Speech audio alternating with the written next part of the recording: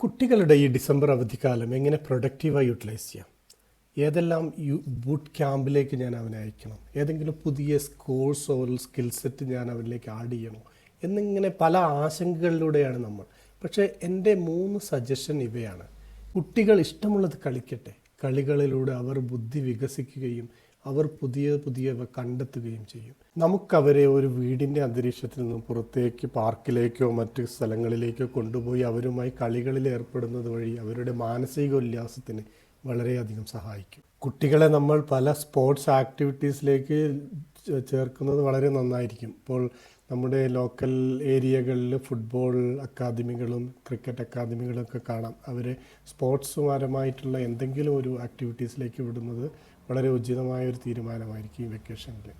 അതേപോലെ ഗാർഡനിങ്ങിൽ നമ്മൾ അവരെ ഉൾപ്പെടുത്തുകയാണെങ്കിൽ എങ്ങനെ ഒരു ചെടി വളരുന്നതും വളർന്ന് വലുതാകുന്നതുമായിട്ടുള്ള ജിജ്ഞാസാപൂർണമായിട്ടുള്ള പുതിയ പുതിയ കാര്യങ്ങൾ അവർക്ക് പഠിക്കാനും അത് അവരിലെ ശാസ്ത്രബോധത്തെ വളർത്തിയെടുക്കുകയും ചെയ്യും. ഈ 3 കാര്യങ്ങൾ നമുക്ക് ഈ വെക്കേഷൻ കാലത്ത് കുട്ടികളിൽ ഒന്ന് പരീക്ഷിച്ച് നോക്കിയാലോ?